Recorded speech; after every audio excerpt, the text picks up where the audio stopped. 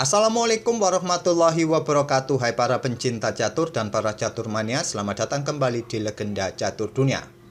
Babak 32 besar turnamen online chess.com Global Championship 2022 menyisakan satu partai kawan, yaitu partainya Temur Rajabov versus Arjun Erigaisi. Karena beberapa hari yang lalu Arjun ini berbarengan juga dengan turnamen catur online lainnya yang ada di Chess Champion Tour kawan, yang sekarang sudah longgar, sudah selesai turnamen itu. Jadi sekarang Arjun punya waktu untuk menghadapi Temur Rajabov. Dan pemenang antara keduanya ini nanti akan ditunggu oleh Ian Nepomniachtchi di babak 16 besar kawan. Dan jadwal 16 besar akan dimulai tanggal 2 Oktober. Jadi untuk menunggu turnamen babak 16 ini berlangsung, kali ini saya akan coba berikan game dari Ding Liren melawan Andriy Esipenko di babak ke-32 besar. Seperti yang kalian lihat, Ding Liren berhasil mengalahkan Esipenko dan nanti akan bertemu dengan Nihal Sarin kawan. Ding Liren ini berhasil mengalahkan Esipenko dalam permainan Armageddon kawan. Kita akan lihat permainan Armageddon mereka. Setelah 4 game yang mereka mainkan, sama-sama satu kali saling mengalahkan dan 2 game lainnya berakhir miss.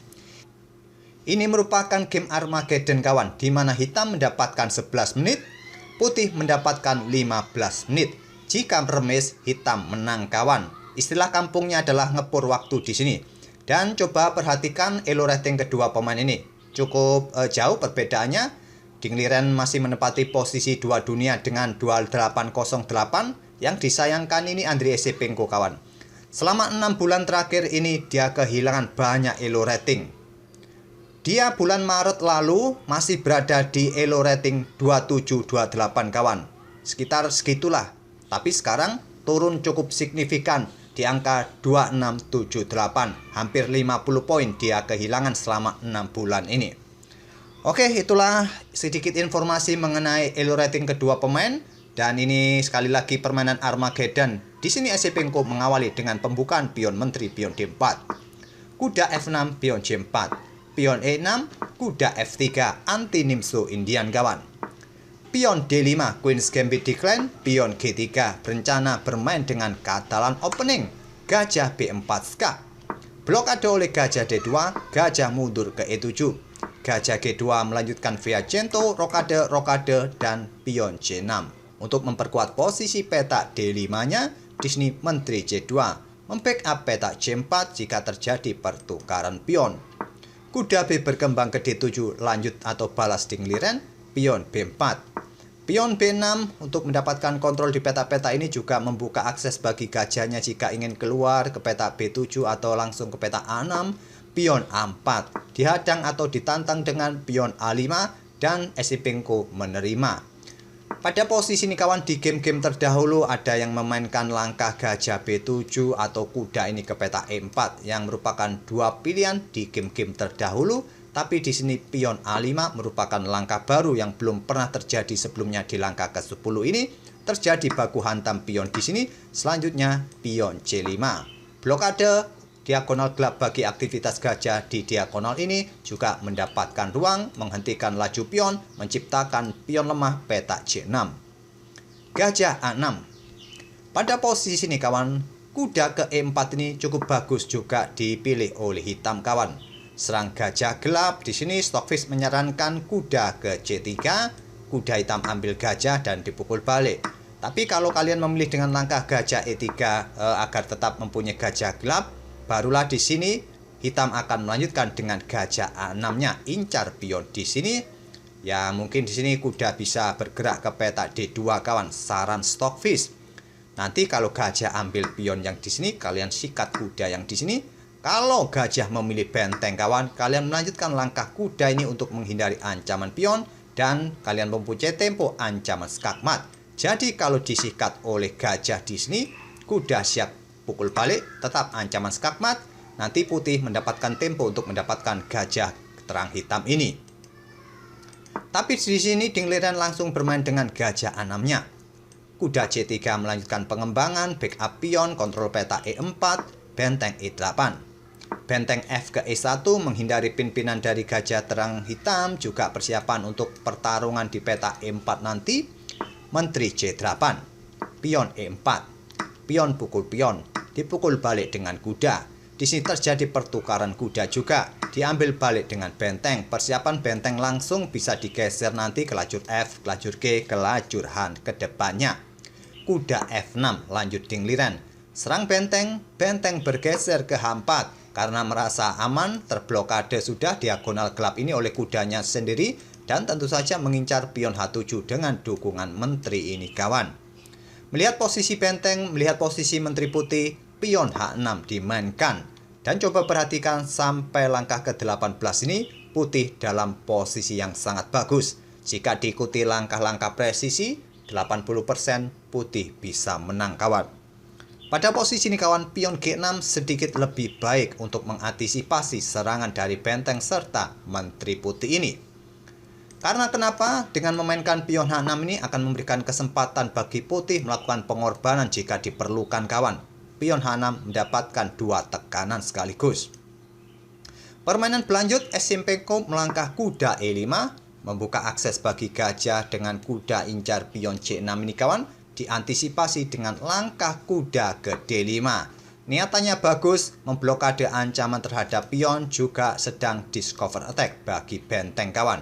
Stockfish tadi menyarankan kuda ini ke petak D7, tapi nanti efeknya hampir sama kawan. Dan sekarang giliran kalian melangkah. Kira-kira langkah terbaik apa? Coba lihat, parameter menunjukkan putih sudah dalam posisi menang. Tinggal gebrakannya saja kawan. Silakan kalian pause video ini untuk beberapa detik dan temukan langkah untuk mendobrak pertahanan Raja Hitam.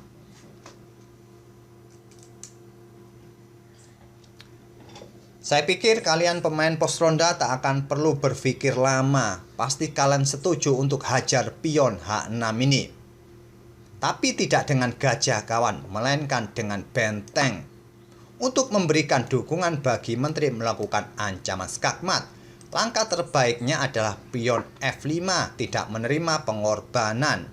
Tapi ya di beberapa langkah berikutnya tetap kawan posisi hitam akan kolaps. Menteri bergeser ke D1, bergerak ke sini, menyelinap ke sini, bisa melakukan ancaman skakmat juga. Tapi jika langsung diterima kawan seperti ini, selanjutnya kuda ini juga bisa dikorbankan. Dan menteri siap bergerak ke sini, ancamannya juga serius kawan. Nanti diikuti gajah ambil pion, bisa skakmat juga. Kalau diambil sekarang oleh raja, menteri bisa ke H7 skak. Kalau raja mundur ke sini, 1 langkah skakmat oleh gajah ambil pion skakmat. Jadi kalau raja ke sini bisa diikuti dengan menteri ambil pion ini terlebih dahulu, membersihkan jalur-jalur kawan.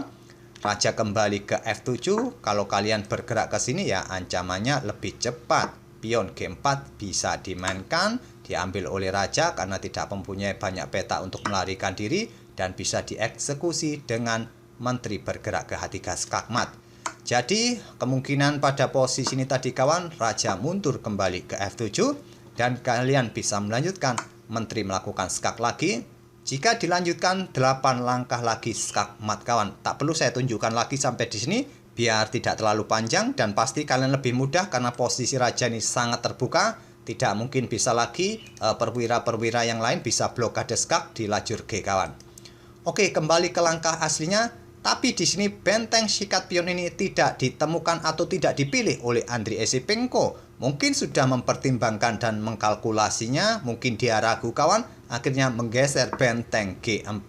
Hilang kesempatan itu, sayangnya dingliran juga salah respon dengan pion F5. Gajah ini bergerak ke peta E2, pilihan terbaik kawan, tapi pion F5. Benteng digeser naik ke peta G6, gajah F6. Di sini Esipenko kembali membuat langkah yang tidak akurat, sikat kuda di peta D5 dengan gajah terangnya, menyerahkan gajah terangnya kawan. Baiknya pada posisi ini, gajah ini kawan sekarang ambil pion H6. Mungkin kalian setuju. Kemungkinan hitam akan sikat kuda yang cukup mengganggu agar tidak banyak penyerang di area depan rajanya.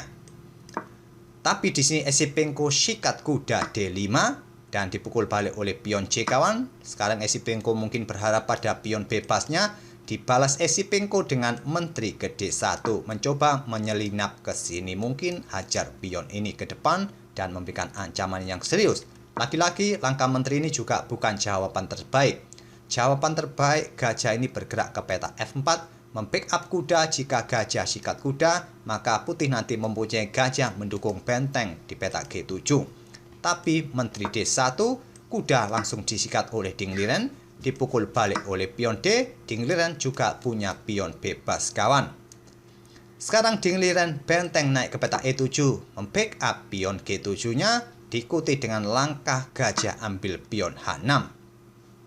Ding Liren ambil pion C5, bukan pilihan terbaik kawan. Pilihan terbaik adalah menteri bergeser ke peta E8, serang benteng putih. Kemungkinan ya di backup oleh menteri di peta H5. Tapi Ding Liren ambil pion C5, di sini gajah G5 serang benteng. Benteng bergeser ke D7 dan benteng C1 serang menteri. Bukan pilihan yang bagus. Benteng ambil pion ini merupakan jalan terbaik. Tapi benteng C1 pilihan Esipenko, permainan sekarang level kawan atau setara. Menteri B6 menjaga pion dari ancaman benteng. Selanjutnya gajah F6. Tetap memberikan dukungan bagi benteng mengepin pion G7 kawan. Dan dijawab dengan benteng C8 menantang pertukaran. Ditolak benteng B1. Di sini gajah bergerak ke E2 menantang pertukaran kawan. Saling ancam menteri. Ditolak, menteri bergeser ke E1. Jalan terbaik hanya adalah pertukaran menteri yang menjadikan permainan level atau setara. Tapi menteri bergeser ke E1, sekarang hitam punya keuntungan kawan dan dimanfaatkan betul oleh Ding Liren. Menteri bergerak bergeser ke peta A6 berkoneksi dengan gajah agar terhindar dari ancaman menteri putih. Di sini gajah H4 kembali membuat langkah-langkah yang tidak akurat. Benteng C1 menantang pertukaran, pilihan terbaik gajah H4. Jelas untuk menghindari ancaman pion kawan, dimanfaatkan Ding Liren mendorong pion bebasnya, pion D4. Menteri D2. Menteri D3 menantang pertukaran, ditolak menteri B2. Dan gajah F3, lanjut Ding Liren. Apakah nanti diikuti menterinya bergerak ke sini dan ancaman skakmat di peta G2? Bisa juga. Atau gajah terlebih dahulu ditarik mundur kawan ke peta-peta ini, terus menteri bergerak ke F3 ancaman skakmat? Bisa juga.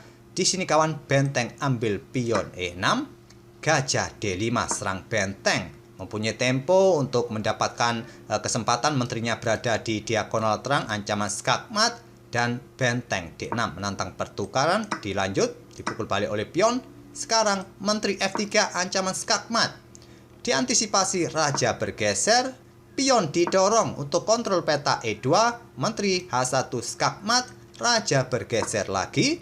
Di sini benteng ke J2 ancam menteri kawan. Dan ancaman skakmat sudah tidak bisa terhindarkan lagi kecuali melakukan pengorbanan menteri. Inilah yang dilakukan oleh Esipenko, diambil balik oleh pion ancam benteng. Di sini benteng C1, selepas gajah B3, di sini Esipenko menyerah di langkah ke-40. Sayang sekali kawan, pada posisi yang sangat bagus, yaitu pada langkah ke-18 ini kita sudah melihat posisi putih sudah sangat bagus dalam posisi 80% menang setelah pion H6 apalagi. Sayangnya setelah kuda E5 di sini Esipenko tidak menemukan langkah terbaiknya, melakukan pengorbanan harusnya dengan benteng ambil pion H6 ini. Tapi sayangnya menggeser benteng hanya ke peta G4 ini kawan. Hilang sudah kesempatan putih atau Esipenko untuk melanjutkan ke babak 16 besar. Itulah kawan salah satu permainan Ding Liren di babak ke-32 besar berhadapan dengan Esipenko dalam permainan Armageddon. Akhirnya Ding Liren nanti akan bertemu dengan Nihal Sarin di babak 16 besar. Semoga permainan dari kedua pemain tadi bisa menghibur kalian dan kita akan bertemu di video-video berikutnya. Oh iya kawan, bagi kawan-kawan yang belum tahu pengumuman soal giveaway edisi minggu ini sudah saya umumkan di video tadi pagi. Bagi kawan-kawan yang belum melihatnya, silakan kalian cek video tadi pagi kawan. Oke, terima kasih. Kita akan bertemu di video-video berikutnya. Wassalamualaikum warahmatullahi wabarakatuh.